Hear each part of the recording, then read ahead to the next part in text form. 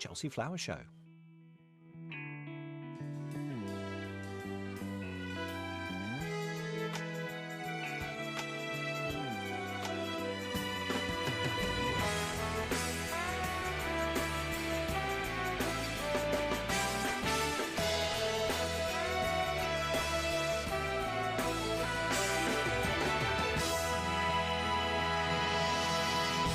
Hello and welcome to the highlights from the RHS Chelsea Flower Show 2022, an event supported by the Newt in Somerset. Now, being back in our springtime slot in May for the first time in 3 years has been glorious. Everyone here has really pulled out all the stops. I'll tell you what though, the weather's been a bit changeable, isn't it? The weather hasn't been perfect, has it? I mean, today, finally, we have sunshine. It is warm. We're all warming up, but there was one day when we had torrential rain, lightning, thunder, the lot. Everyone ran into the Great Pavilion, you know, it was crammed in there and the sun came out. Yeah, I mean, during the build, it was 3 weeks of such dry weather, and in fact, our gardens need rain, and the last week, you know, the rain and now the sunshine, everything's growing at a serious rate. I know, the gardens are really coming into their own now, aren't they? It's finally, but it was actually warmer, I think, in Chelsea last September than it was in May this year. But anyway, it's not stopped the crowds, they've all loved it. It's the Chelsea Flower Show, everyone loves it. They certainly do. Funny you should say that, because we had a great start to the week.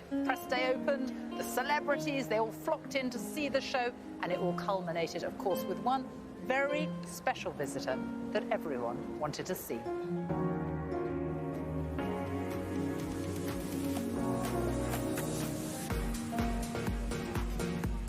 I love everything about Chelsea. I go around all the gardens, get loads of ideas. By the time I leave, I've got a suitcase.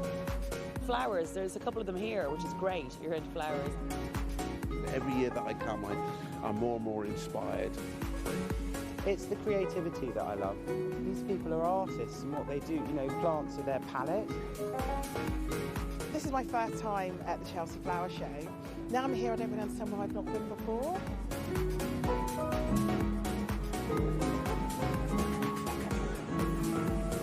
You can go around anywhere and see anything you want to. There's something for everybody. I'm very glad to be here. I wish I'd brought more money and a lot more bags.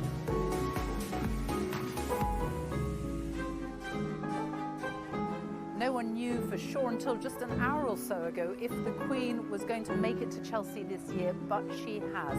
She's about to arrive, and people here will be delighted to see her. She's come to Chelsea more than 50 times during her 70-year reign, and given that it's her Platinum Jubilee this year, it will be all the more special. This year, the Queen is travelling in her new golf buggy. In fact, it's the first time she's been seen using it in public. Chelsea is a highlight of the Queen's calendar, and her new mode of transport means she'll still be able to enjoy.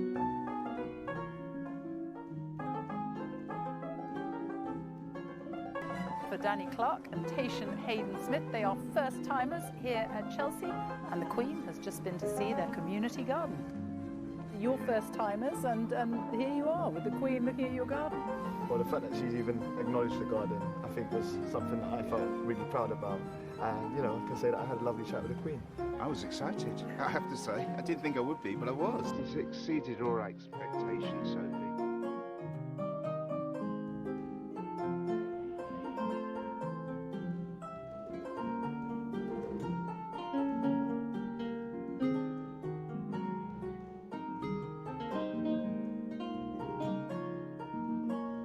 There you are. We didn't know she was coming or not. We didn't. How exciting. So she's seen it. She has seen it. You put so much work into designing this, and you're so pleased with it. What did she make of it?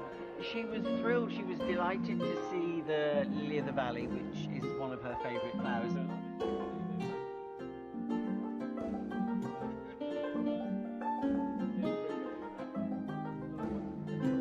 What was that like for you? Oh, it was good. I like meeting Her Majesty. Yeah, it's a special thing. And she always says that my gardens are the best too. Yes, is that what she said? Yeah. You should be best in the show. Exactly, yes. Oh, there you go, we now know.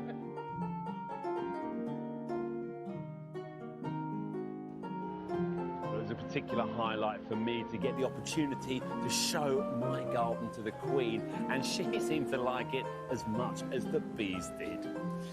Well, this year the show gardens have been exceptional. from the grand sculptures to the tiny planting details, and even highlighting the work of charities and community initiatives.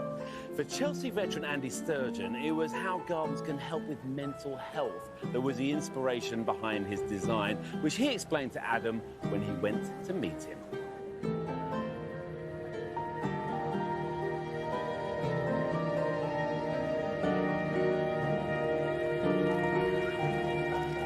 This is the Mind Garden, designed by Andy Sturgeon, who has won 8 gold medals here at the Chelsea Flower Show.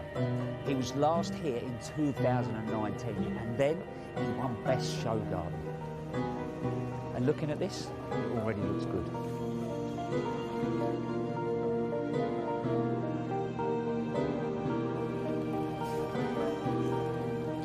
You're drawn into this garden. It's wonderful, sort of big, chunky, curvaceous walls. But Andy straight away plays with light. I've come from dapple shade into sunlight. Little water features, just pause you for that moment. And here, the planting is full of life.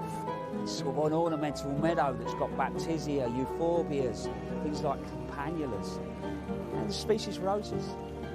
So it just holds you for that moment, and then you move on.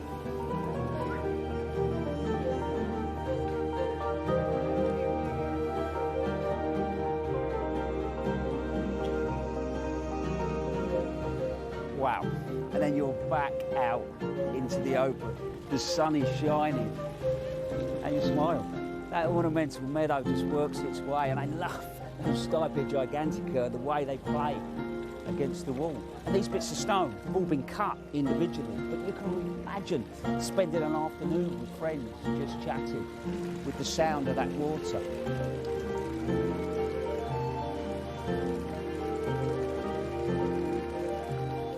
Surprise, surprise, Mr. Sturgeon. It's stunning. Thank you. The garden itself, you know, it sort of works wonderfully on lots of levels, but also you've got these lovely curvaceous walls. The walls define all these different places within the garden, and they've got different atmospheres. So here it's calm and protected. You're partially enclosed. You know, it feels safe. In the middle of the garden, the walls all come together. It's turmoil. It's almost chaos. It's a little bit uncomfortable. Where did you start from with this garden? Well, I was approached to do the Chelsea Flower Show garden during, I think, the second lockdown, and so I was acutely aware of the state of people's mental health and the importance of it with my kids, my family, and it just seemed like a really amazing opportunity and really good timing to get people talking about mental health and the importance of talking about it. This is a real garden, you know, and from what I understand, it's going to have an afterlife. Yeah, that's right. It's going to go and be recreated in Barrow-in-Furness in Cumbria, and it will then become a centre for therapy and all sorts of other uses. And so it will be of a great benefit to many people who need that space and that place. But the fact that it's going to continue, and these benches will go up there and people will sit on these benches and feel them. That's a shame, really, because I was hoping for one. Yeah, I wanted one as well, but anyway. Yeah. But yeah, it's going to have this other life, and that was really one of the draws for me to come back and do a Chelsea garden. I'm going to say this anyway, because I've known you for a long time. Good luck with the judging. You're not going to need it, boy. You're not.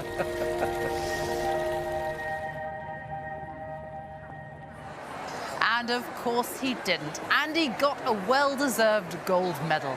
Now, it's been wonderful to see the Great Pavilion back in all its splendour. It has been bursting with colour and beautiful blooms all week. Carol Klein couldn't resist getting in here early to soak it all up.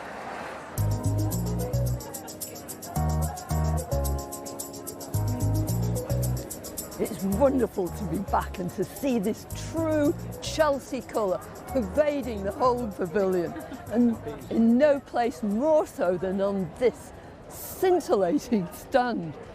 How about this for a novel idea?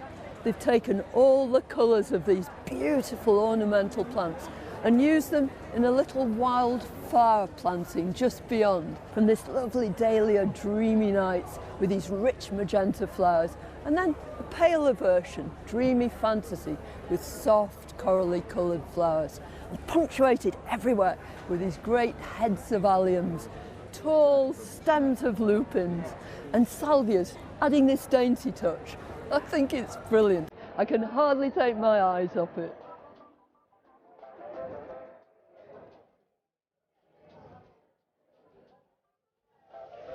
Well, clematis are very colourful climbers, but with them, that colour range is limited. Everything through white, pale blue, rich blues, deep purples, right through to lovely crimson like this nubia. Often in our gardens, we're looking down at flowers, but clematis give us the opportunity to use our colours in a vertical way, climbing high up towards the sky.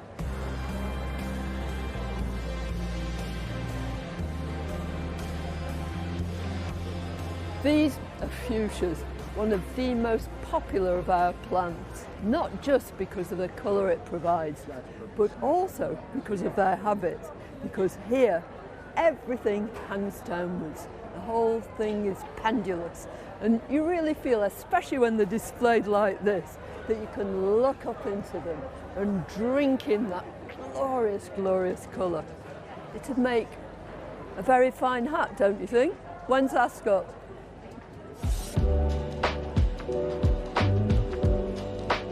Look at this glorious Santadecia. It's called Sonia, and no wonder. It's so vivid, you almost need your dark glasses. What Santadecia provide you with is these big blocks of really intense colour, from brilliant yellows, searing oranges, deep rich purples to palest pinks. Aren't they glorious? There's so much inspiring colour packed into the Great Pavilion.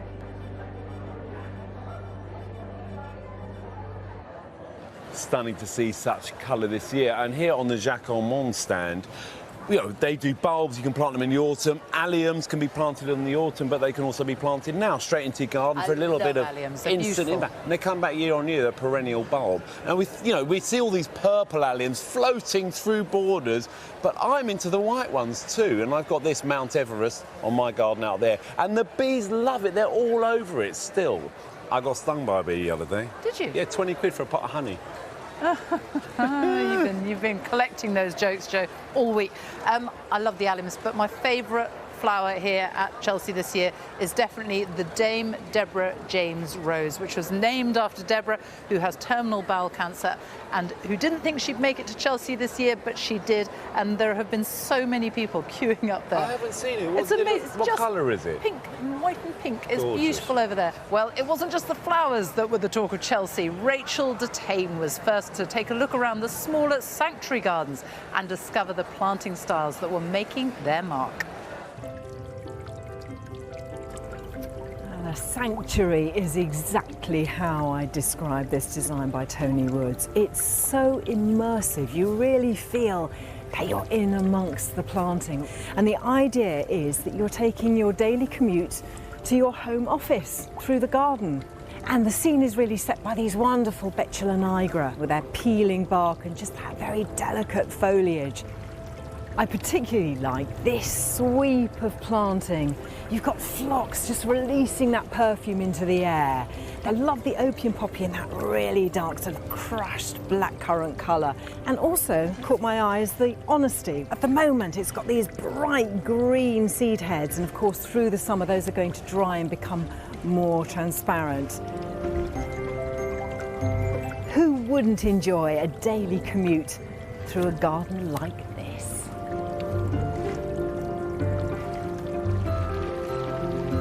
Frederick White's garden celebrates fine cell work, who aim to help prisoners produce beautiful quality needlework. In the structure, for example, you've got these wonderful woven willow panels just set into them, and then the willow is followed through there with living willow. This is pollarded, so you get this wonderful mad multi-stemmed effect. And then all around it, we've got a veritable tapestry of beautiful underplanting, lots of gorgeous perennials. I'm particularly drawn to this corner here, which just has a lovely peony called Coral Charm, and then the Aquilegia, that pale, soft, buttery yellow coming through. To me, it looks like a Battenberg cake in planting form. The whole thing is utterly delicious. Medals Day is the most important day of the show for the garden designers and the exhibitors, as it's the culmination of years of hard work. This year, Nikki Chapman joined Carol Klein out on the showground at the crack of dawn to see the highs and lows of all the results.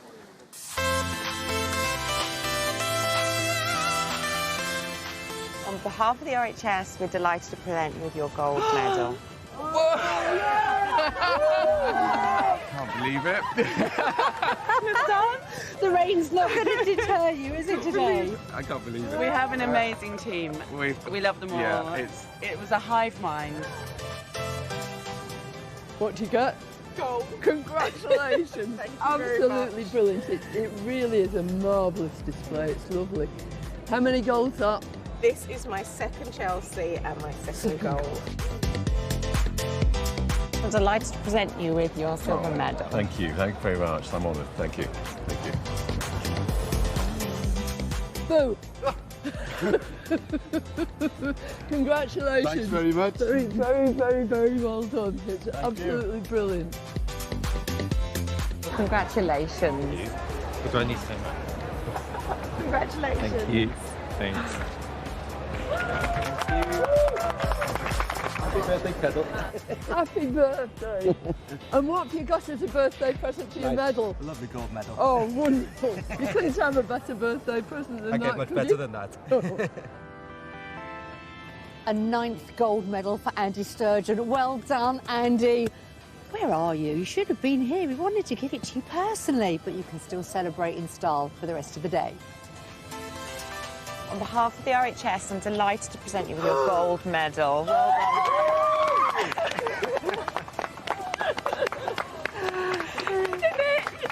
Congratulations, Ruth.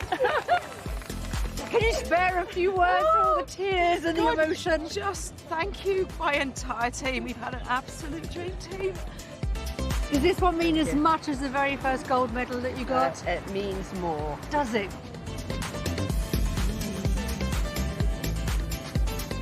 On behalf of the RHS, Tom, we'd like to present you with your gold medal. That face says it all. James, we did it. Great. Oh, I can't tell you how pleased I am.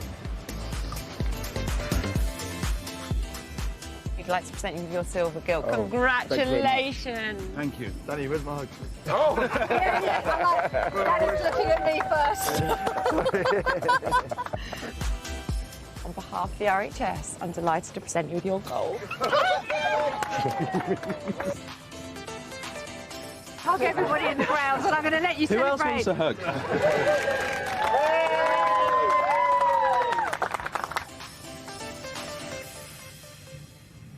And Angelica Bell caught up with a man who's waited quite some time to win another RHS gold medal.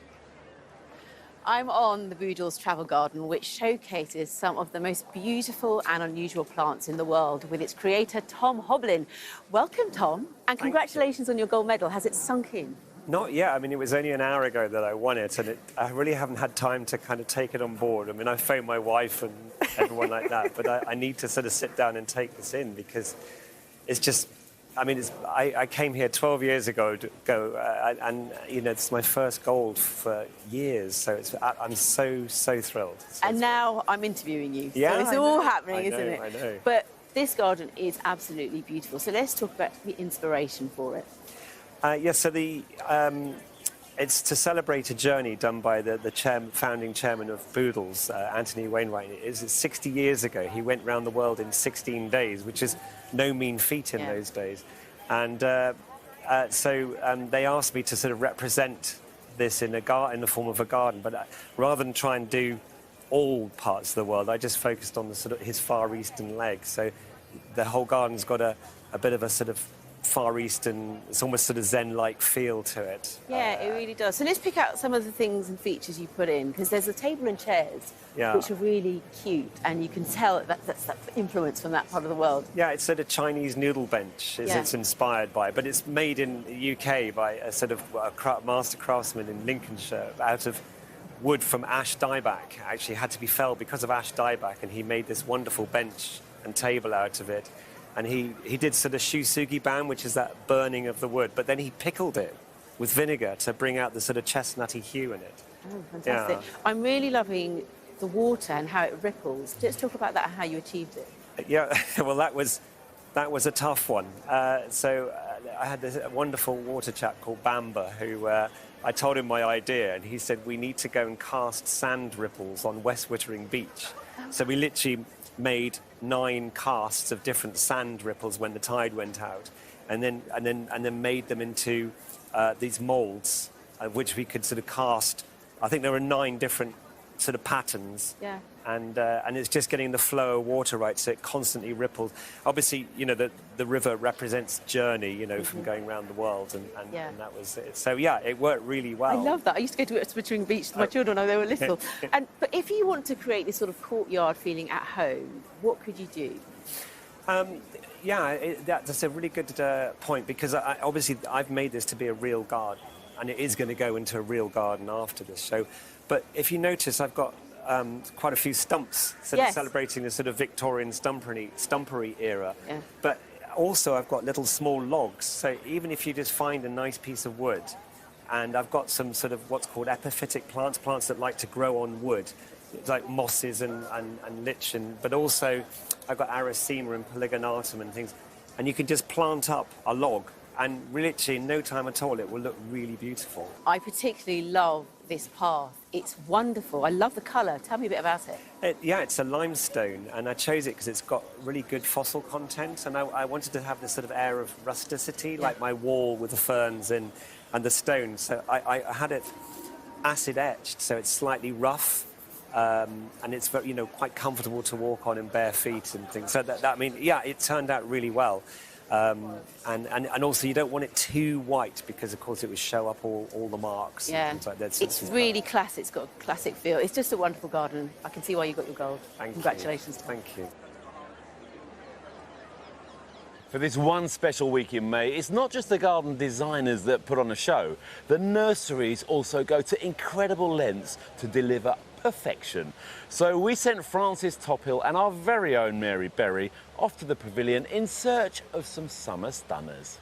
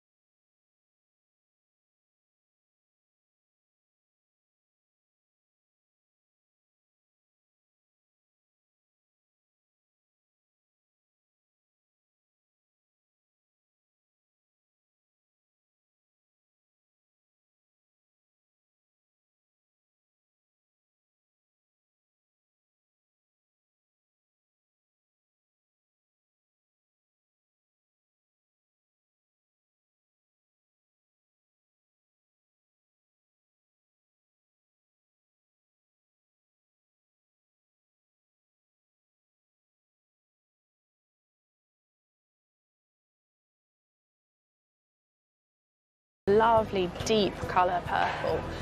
Now when it comes to growing alliums, all you need to do is give them a sunny and fairly well-drained position, and they should come back year after year. When you bury the bulbs, make sure they're at least twice the depth of the bulb, and if it's a really big flower head, even deeper, just so it's really well anchored in the soil. Now squirrels do have a habit of digging up and eating our prized bulbs, but they seem not to be quite so keen on alliums. So if that's a problem for you in your garden, then these might just be your solution.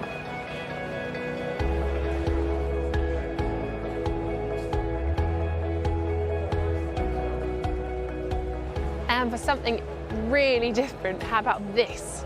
This is called art, and look at that flower. It's so unusual, just incredible. And potentially Even more striking is this.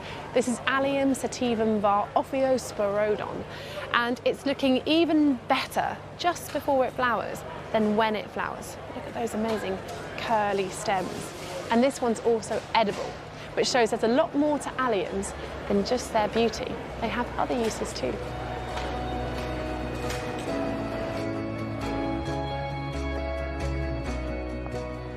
This is incredible. If this is not a celebration of the onion family, I don't know what is. And the bees are all enjoying it too. They're a classic cut flower, and you have beautiful flower stems here, but also the dried seed heads. Look at them, they're beautiful. That looks like a purple sensation. The bulbs as well being a part of that cut flower display. Look, little garlic there. And then Schubertii dried and hung up there. It's just breathtaking. I love it.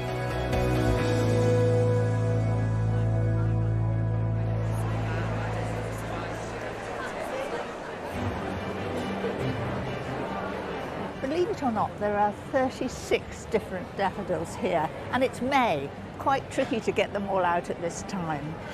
I've been looking around to see which one I like this year, and I think it's that one there, Philly. It's a delicate white one, mid-season, which I like. That's my favourite. These daffodil bulbs aren't the only bulbs here. I'm off to find some more to add to my collection.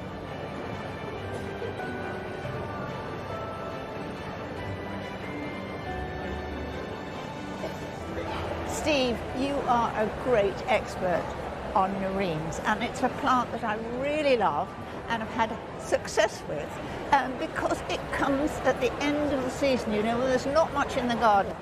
September, October, and still November. I mean, what else have you got in the garden in November? Well, very little, and that's why these are superb and they lend themselves so well. Here we have the bulb. Now, what's the secret about planting these? The secret about planting is you must plant them so the nose is high of the soil. You don't plant them deep. They like the sunshine on the neck of the bulb.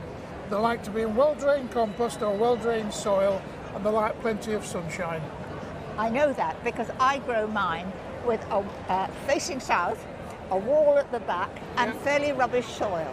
Right, yeah. And they look after themselves. That's exactly how they grow in South Africa as well, so you're mimicking the natural environment, and if you do that, you always get success.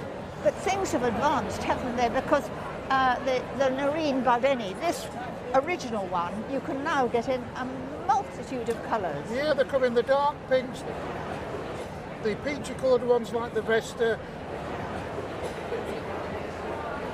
and the Alba, the pure white one. All hardy to -10. And they're lovely in a vase too. Yeah, they do last probably 2 to 3 weeks. They do, if the kitchen's not too hot. Yeah, exactly, yeah, that's right. Thank you very much. You're welcome. I'm going back home and checking on mine.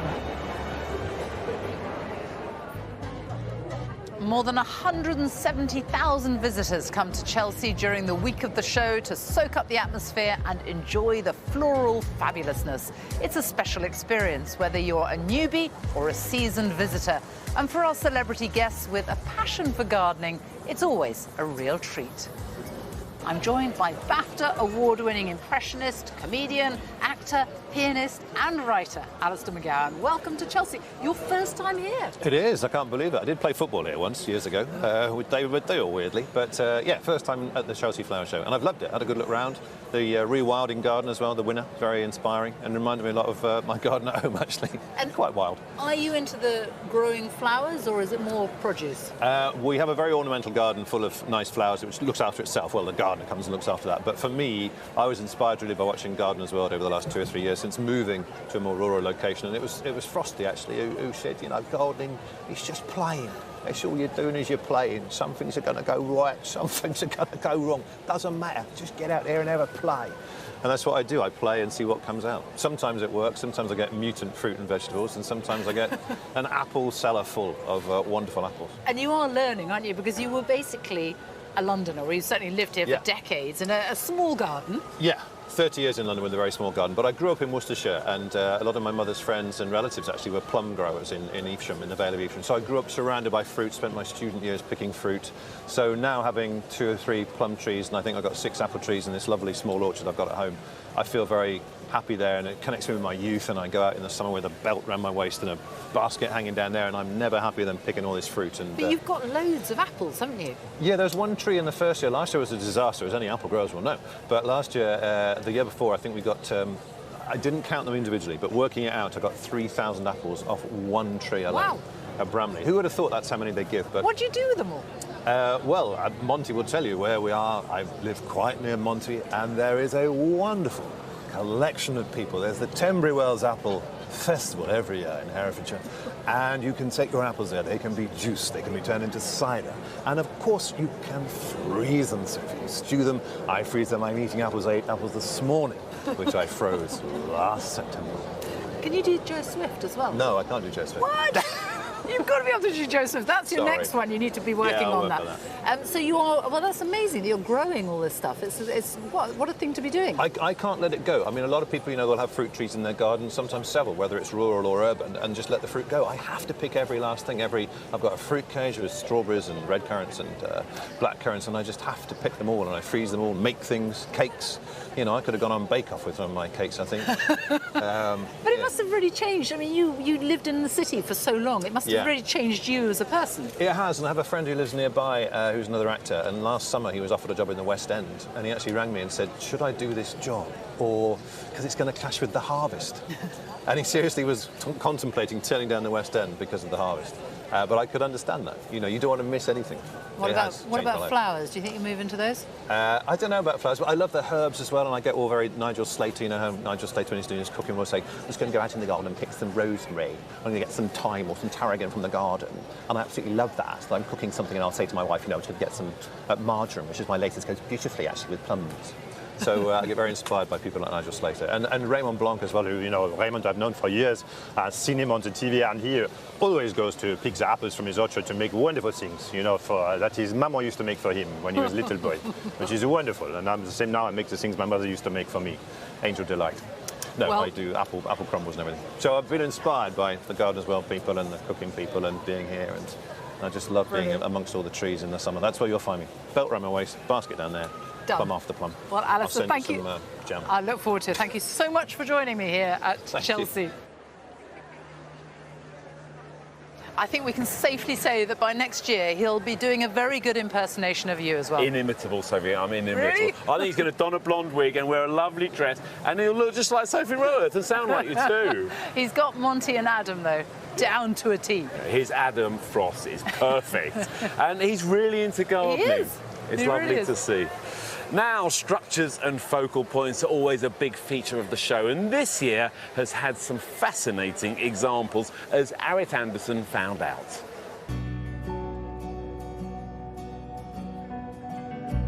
There's no doubt that a focal point in a Chelsea garden is bound to be a head-turner.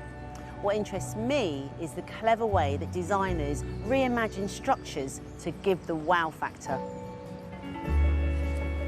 This structure not only supports this beautiful wisteria, but it frames the entrance to the garden and draws you in. The structure has been repeated in shape within the garden, but gives a totally different feel. It's expanded here, so I can actually sit underneath it, and that gives a real sense of being held and secure. And all of this is out of the same material, chestnut, and that gives a cohesion in the whole space. Metalwork details are subtly picked up throughout the garden, and remember, using structures are able to give you a sense of division. Here there's a seating area, over here there's another space which can be used to relax in. Repetition is one of the principles of good design, and this designer has exploited that through the use of materials and shapes to create these wonderful structures.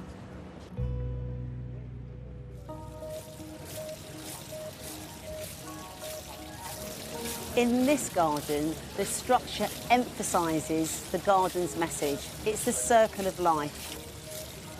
And wood has been used in many different ways within this structure. There's a reclaimed telegraph pole as a central support to have all of the radials of cross beams coming off of it.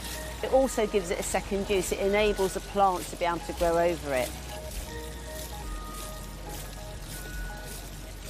And of course you can't miss this water wheel. And very cleverly, there are little offcuts of wood that have been used in these round raised beds, emphasising the message of the circularity of life.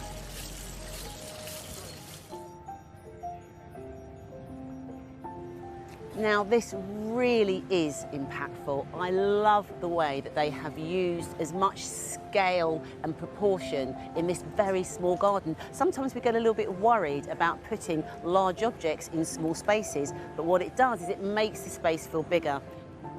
The actual Corten steel has been given such a nice finish. Blackened at the beginning here to give it drama, and then it softens into its natural patina of the bronzes and gold tones. And that really is wonderful because it really lifts the palette of plants. You can see the bronzes kind of picking up from the flowers and bouncing off of Corten as well.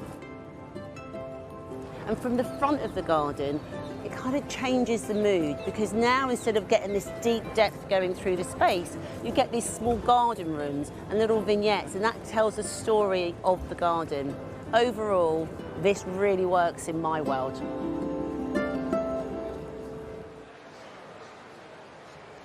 The Chelsea Flower Show is a unique platform, not just for great design and great plants, but also a fitting place to honour and remember significant moments in our nation's history, like this one, the RAF Benevolent Fund Garden in commemoration of the Battle of Britain.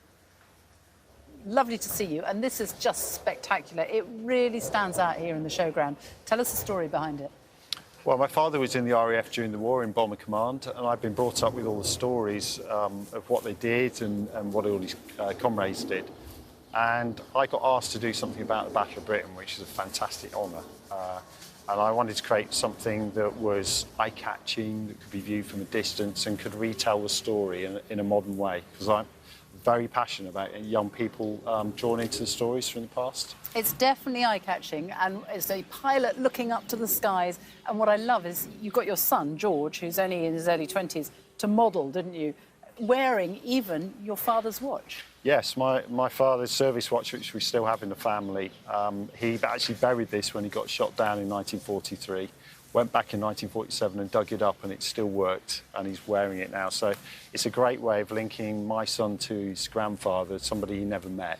But sort of, I feel like it's sort of bringing them together. What I love about it, though, as well, is different angles where you stand. It changes the perspective, doesn't it? But also the way you can see it, because the legs are almost ghostly, but you've got a really solid bit of, I suppose, history up there, and you know it's from the past just looking at the legs. Yeah, I mean, when you design sculpture, you never know really how successful it's going to be in real life, but this has been fantastic, and the reaction's been great. I mean, it weighs 7 tons, but it has a quite light feel to it. You've been very successful with other projects. You did in 2019 a wonderful sculpture that's in France for the commemoration of the D-Day landings. That's right.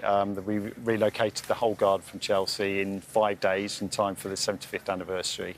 And we've had over 1 million visitors over the last 4 years to the site. So, yeah, these projects can be amazing and draw new people to the story. And this one, too, will be relocated, won't it? That's right. All going to Biggin Hill. The entire garden, you'll see it's part of a much larger garden that surrounds it. It's going to be free to access, and it's going to form part of the history trail for the whole Biggin Hill site. Wonderful. John, lovely to see you, and fantastic sculpture that you brought here to Chelsea. Thank you. Thanks, Sophie.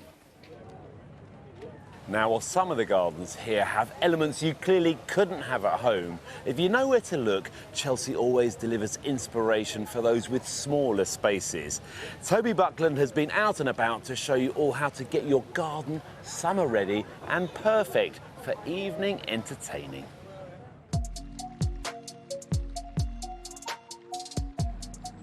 We all learned a thing or two while sitting outside during lockdown. But one of them is that our gardens need to be more attractive, more comfortable, work harder for us at night.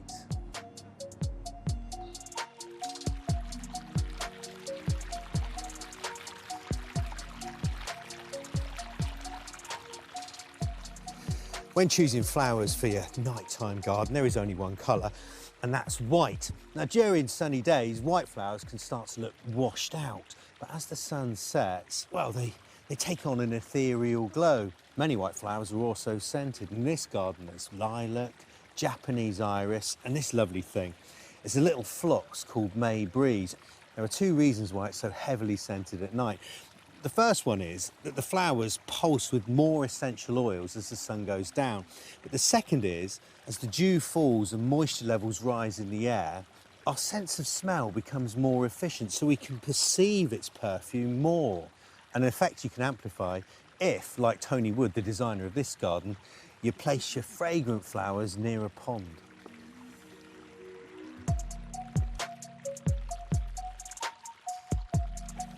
Being comfortable and cosy when you're out in your garden, well, it's a must. And you can go a long way to achieving that by paying attention to the points of the compass, the aspect of your garden, which way it faces, and good garden design. Now, this is the Mine Garden designed by Andy Sturgeon, and it's defined by these shell-shaped concrete walls that wrap around the borders and the seating areas. Well, when you take a perch, they effectively cosset you. Now, Andy's design is a one-off, but you can replicate the principle in any garden, particularly if you have west-facing fences, or even better, a brick wall. Because what they do is they catch the heat of the sun from the afternoon, and the heat in those structures then radiates out from the bricks, keeping you nice and warm. In winter, that effect will keep tender plants alive through the colder months, but on those summer sultry evenings when you're sitting out, it'll keep you toasted too.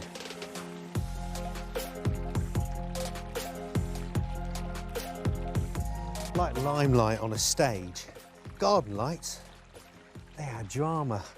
I'm back at Joe Perkins' Meta Garden. It's got great examples of different types of lights, and there are two types in design terms.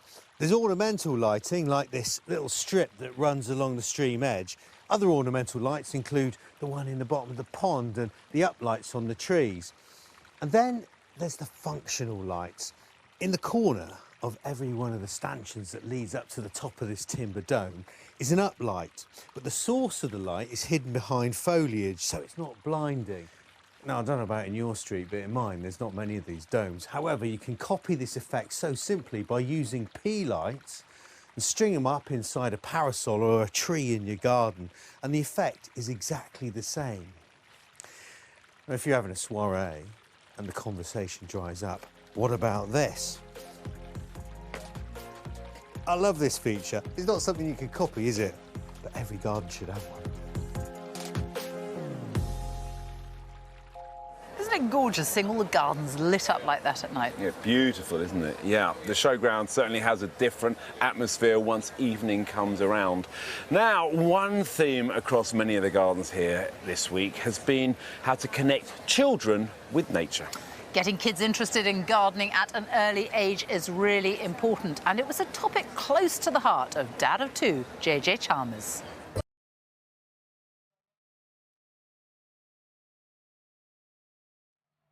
This beautiful and functional garden was created by the Blue Tangerine Federation. They are a special educational needs school who have specifically designed it to help children discover the range of benefits that plants can have for our well-being, helping us all stay happy and healthy.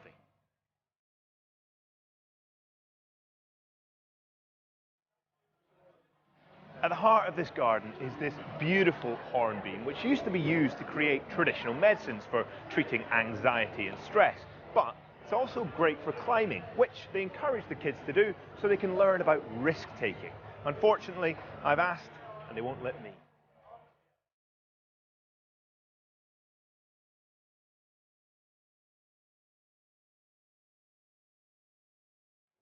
This is a chamomile lawn. It has so many sensory benefits. They actually encourage children to walk through it with bare feet, releasing calming aromas. And thanks to its honeycomb grid, it's even wheelchair accessible.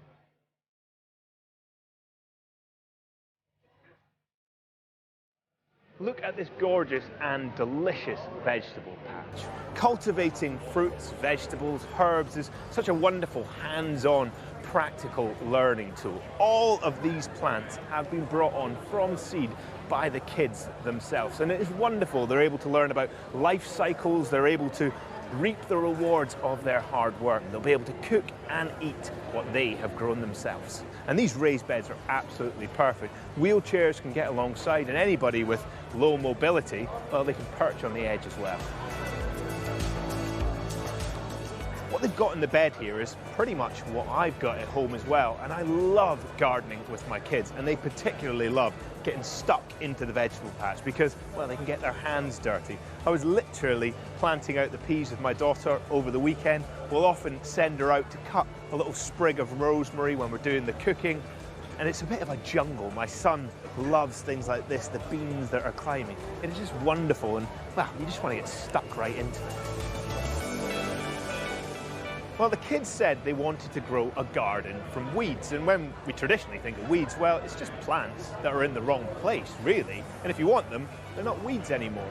Things like brambles can give you fruit, nettles can be made into soups and teas. A tree, well, it can give you shelter. The kids are taught how to forage safely, cook food on a campfire, and they're given a sense that there's so many things around them that occur naturally that can be used. Green spaces aren't just a place you kick a football around in. Everything and everyone has its worth.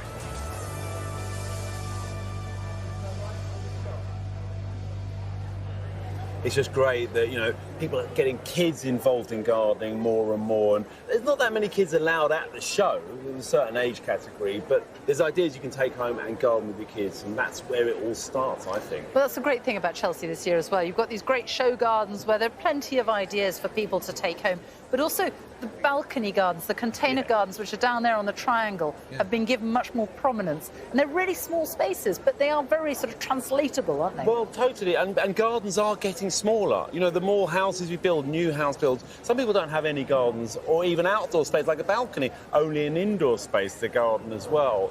But, you know, the thing is, you know, I'm getting to the stage now, all these gardens are going to be dismantled.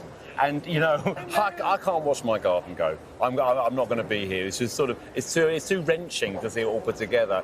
But the great thing is that the RHS are going to stipulate from next year that all gardens have got to live on after. There's a sustainability aspect. Mine's going to go to a school in London anyway, and we're going to take the hard landscaping away and plant it up in the autumn. A great time for planting. I know, it's such a shame, isn't it? I mean, you think these gardens, and we watched them. You built yours. It took 3 weeks to build. Yep. And then next week, it'll all be gone. It's the Chelsea Flower Show. I know, but it's really heartbreaking. And I know I've spoken to so many people over the years who, like you, say, I just can't be here because all that hard work that people have put into this, and there are huge teams of people who are planting these. It's also an excuse because we're absolutely exhausted, you see. We can go and have a lie down in a dark room for a few days. You certainly can. But before it is all dismantled, I think we do need to remind ourselves of some of the category winners who have triumphed this year. Houseplants were a big hit this year, with 6 studios taking part. And it was Planet Studio which reigned supreme as best in show. They dazzled with their disco balls and beautiful planting. The Floristry and Floral Design Awards looked as sophisticated as always this year, with Best Floral Window going to Jane Belcher on her theme of pollination, and Best Installation went to Dimitri Turkin for his dreamy tablescape. And it was good to see the balcony and container category back again this year. And standards were high across the 9 different gardens. But the one judged to be the best by the RHS was the Still Garden, with its beautiful depiction of Scotland. Well, earlier this week, we invited you to be judge and jury when we asked you to vote for the BBC RHS People's Choice Award. You voted in your thousands, and your winner was the Perennial Garden with Love. And here I am with Richard Myers. Richard, your garden's really grown throughout the week. I mean, when did you finish planting? About a week ago, is it? It was exactly a week ago. We finished the last of the planting up at the top of the garden. And this rain we've had, it's been a shame for the crowds, but it's been wonderful for the gardens. It's been perfect for growing, hasn't it? Absolutely. I mean, you know, and down here, the pool and the chamomile lawn. Excuse me. Oh, hello. I have something I think you might like to know about. OK, sure. Turn around. Richard, congratulations. You are the BBC RHS People's Choice winner, Chelsea Flower Show. Congratulations. Thank you very much. Thank you. Well done. been a very emotional week. It's been emotional 3 weeks. I'd like to thank everyone, all my team, Perennial, my team, Stuart Landscapes, everyone who Form Plants, everyone, and the BBC for your coverage. What does it mean to you, though? Come on. Oh, it's been amazing standing here all week and people just saying, we love your garden, we love your garden, we can recreate that bit, we can recreate that. It's been amazing. I mean, it's a lovely garden, and that is a big one, the People's Choice Award. Congratulations. I think you need to hold it above your head. Come on, there we go. Yay, congratulations. So, Richard, how are you feeling right now? Emotional, so emotional. I mean, amazing, absolutely amazing. But it's incredible. This garden has created an emotional response with people. They've come up to me and they said, "Oh, we love it, we love it," and then they start crying. People cried. I had 2 people get engaged. Really? Oh, amazing, yeah. What on the garden or up there? Yeah. Really? Yeah. Oh, I'm not going up there then. No, not with me. The first time they were, the guy was on his knee for about a minute and a half before his girlfriend said yes. So quite funny. It's a very romantic garden, isn't it? It is a romantic. With love. And it's a classical garden, and I think people can really connect with it. Yeah. They think, I'd love to have a garden like that. Yeah. And it's the only formal layout in the whole show as well, which I think people love. They do. I like to say timelessly elegant. But, yes, that's your line, timelessly elegant. Timelessly elegant. But yes, no, it is. I love symmetry. It really appeals to us. We're symmetrical as humans, and it works for us. Yeah, and that is a big, there's a lot of designers who have been at Chelsea for many years who have never got People's Choice, because it means you've completely connected with the viewers who have seen this garden on telly as well. And it's very simple. I mean, the palette is very simple, white and plums. Sometimes less is more. Yeah, I mean, you really could lift some of this planting up, take it home and use it in your own garden, couldn't you? You really can. And there's a sort of classic Chelsea palette here as well, foxgloves and alliums and lupins, but you've weaved them all the way through. Yes. And I love the chamomile lawn too. It just makes a lovely, lovely horizontal foil for the rest of the garden, or the uprights of the rest of the garden. Yeah, and the formality with the trees, running through. And then, of course, you're large neon sign. That's quite a risky thing to do in a garden, I'd say. A very modern neon sign as a focal point at the back. Why not? You need a focal point. And I've been wanting to do one for a long time, and it's perfect. Yeah, it's a great quote. I mean, it gives a contemporary twist to the whole space too. Yeah. So, what are you going to do now, Richard? Are you going to go and have a glass of champagne or something? Celebrate? I think we deserve one. The team, Perennial, absolutely amazing team. Charity, this is going to be great for them. They help people in horticulture. Yeah. It's a hard life for some people. And absolutely. I think we will be cracking open the champagne now and celebrating. Perennial are a fabulous charity. Absolutely. I'm so happy for them. They're a great team behind them. My great team, the landscaping team behind it, Stuart Landscapes. Really excited, really happy for everyone. It means so much more. Yeah, well, congratulations. So, thank you, Jay. Really amazing. Fantastic team. Well done. Thank you. Thank you very much. Well, it's so nice. I mean, he was really disappointed with this medal, and this is a lovely end to the week. What a beautiful garden, and a well-deserved winner of the People's Choice Award. Well, people really connected with this garden, didn't they? I think they just like a sort of more traditional, more recognisable garden. But do you know what, Joe? My favourite garden in the whole show ground is this one with bees. No way. Yeah, the one with bees over there. Have you seen it? Oh, behave yourself.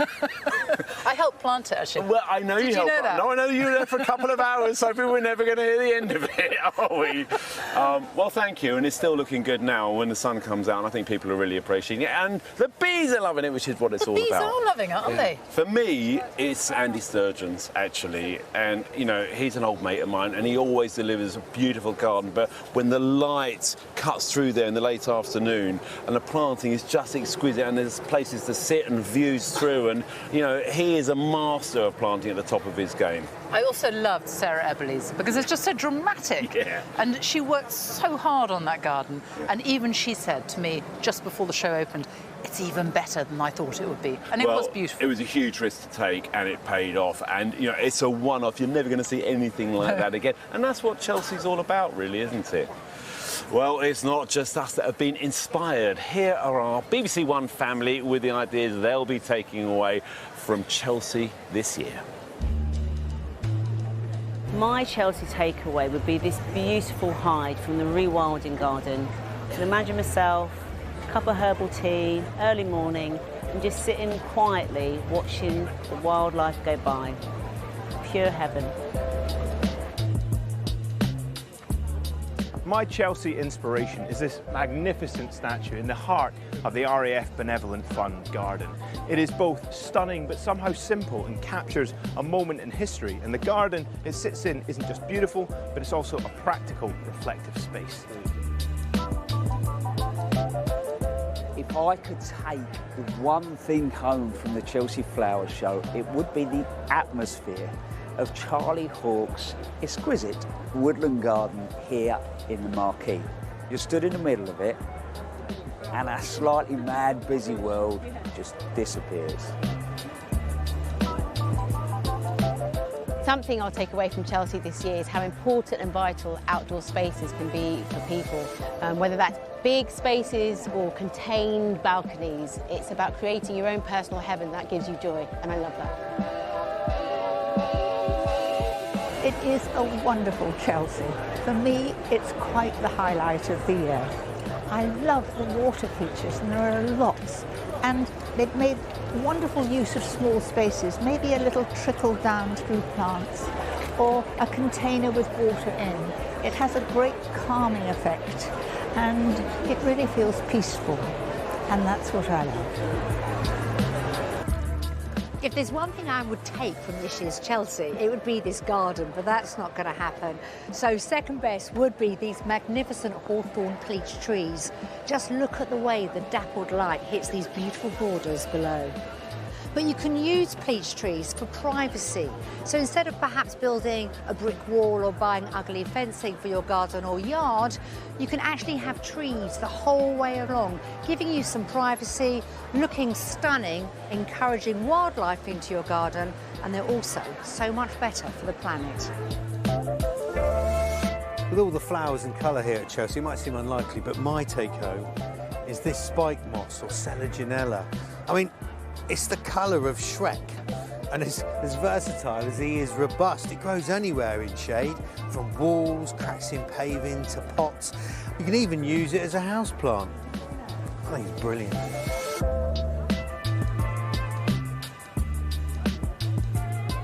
I'm definitely taking away from Chelsea this bit of dry stone walling. Actually, it's made of Exmoor slate and it's called a Devon hedge. And because I garden in the Cotswolds, this to me is really exotic.